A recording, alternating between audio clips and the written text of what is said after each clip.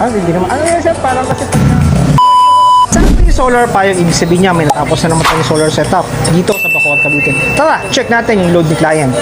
So ngayon, yung load ni client is meron siya naka-order na isang charger ng BYD and also mga aircons, tsaka lahat ng appliances. So, ang produce ni solar is napakalakas, oh. Halos magsa 7 kilowatt and then bibigay naman si battery ng 1.63. May konting-konting draw sa Meralco.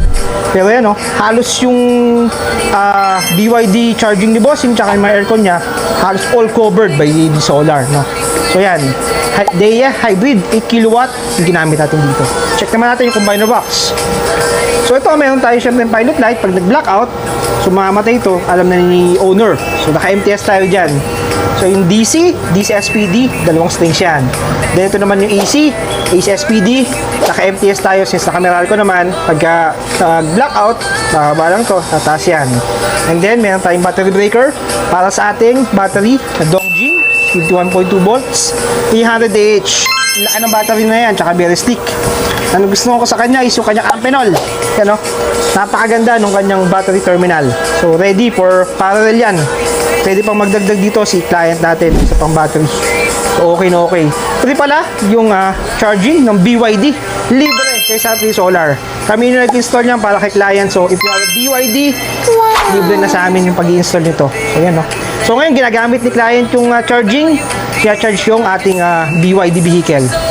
So ayan, pakita naman namin sa inyo yung solar panel sa taas, yung grounding, as well as yung Meralco ni owner, yung kanyang metro, and syempre yung ating DEA app.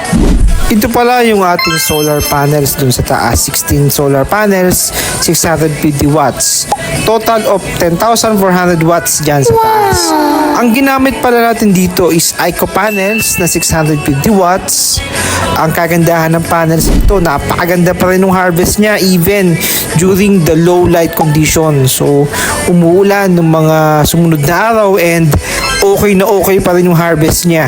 Napakaganda ng mga panels to. ICO panels, 650 watts. So, nasa taas lagi yung ating planning video. Lagi tayo meron yan. So, minsan lang, medyo naiiba. Siyempre, may mga adjustment tayo sa site kung ano yung gusto ni owner. Sa actual installation, nakikita niya equipments. So, may mga adjustment tayo. Kaya minsan, magkaiba yung sa planning video versus sa actual. So, kagandahan naman yan is na i-communicate agad sa mga engineers natin sa site kung ano yung gusto talaga ni client. Siyempre, based sa actual condition. Yan, yung solar panels natin dyan sa taas. So, properly grounded yung ating system. So, ito yung grounding bar. So, naka-connect dyan yung ating mga circuit breakers, panels, inverters, saka battery. Para safe na safe yung ating equipment. So, yan, yung checking natin. So, halos walang kinukuha sa Meralco. Ayan, fluctuating lang pero nag-zero yan. Halos walang kinukuha sa Meralco. Even if may na naka-open na appliances si client. Dito natin sa inyo itong application sa DEA app habang nag-charge yung client natin ng kanyang electric vehicle. So kung mapapansin nyo dito, yung solar medyo kumulimlim kaya nag-produce siya ng 4.24. Ang kagandahan naman is na i-charge kanina yung battery to 51%. Kaya magtutulong ngayon yung solar pati yung battery para punan yung load ni client dito na 7.51. So yung 7 kilowatt dyan is galing dun sa pagcha-charge ng kanyang electric vehicle, tapos may mga naka-open pa na ibang appliances. So makikita nyo, wala pa rin kinukuha sa Meralco even na nagcha-charge yung ating kliyente ng kanyang electric vehicle tsaka iba pang appliances. So kapag kaya naman ni solar supply yung buong load na yan, isusupply niya. Kapag ka nagkulang, kukuha na sa battery. So, ganyan yung magiging setting kapag nagcha-charge ka.